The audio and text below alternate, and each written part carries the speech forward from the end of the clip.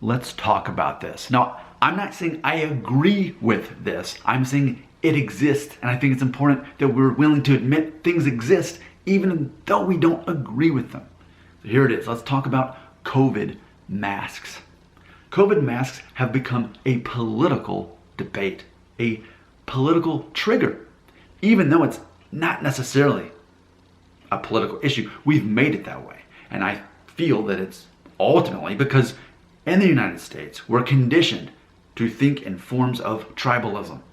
So if you're a Republican, you look at the Democrats and say, you're ignorant, you're stupid, you're wrong.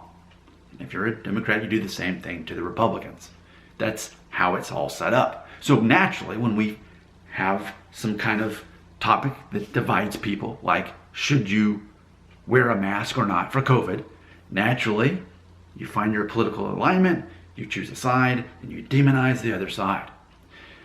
What's interesting is when we look at COVID masks and look at them through a political perspective here in the United States culture, it's not 100% matching up to people's political parties, but largely I feel that it is. So let me describe this.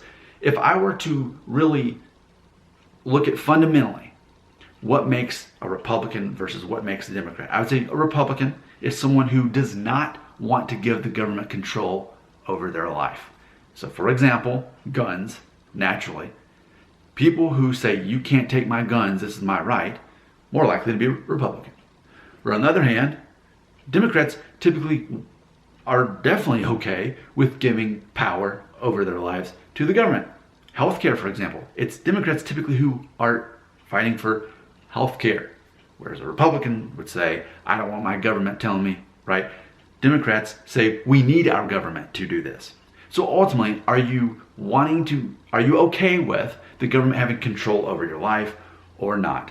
Republican, I don't want the government controlling me. Democrat, we need the government to have power over us. It's ultimately how we would dumb this down. Now, with that being said, if we're looking at that is the fundamental things to determine ultimately what side you're more naturally inclined to be a part of, then we would talk about COVID masks. So the concept is, the argument ultimately is, the more conservative side would say, I don't want the government telling me I have to wear a mask in public. It's my right, ... Whereas the Democrats would say, looking at those people not wearing masks, and they are wrong for not doing it because they're being irresponsible. So you've got both parties looking at each other saying, you're wrong, you're ignorant, and you're immoral, which again, it's an issue of tribalism.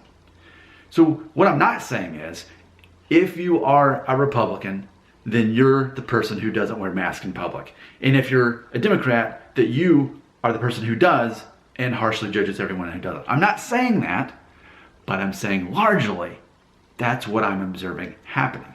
And I think what would be interesting is if you do identify as a conservative Republican and you're very much in favor of wearing masks and you look down on people and judge them that don't wear it and try to call them out on it, then maybe you learn a little bit more about yourself today. That, well, maybe I am a little bit more liberal than I realized.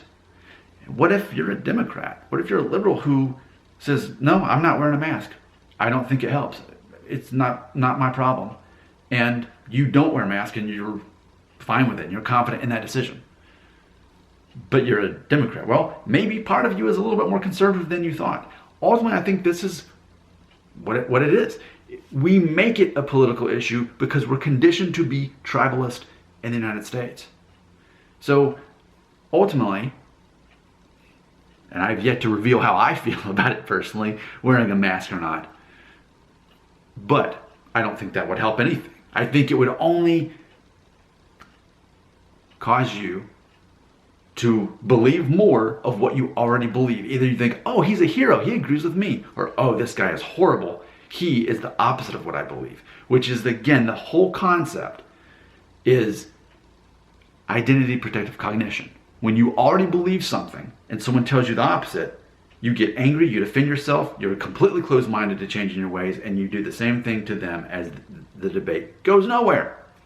So that's where we're at here in the United States.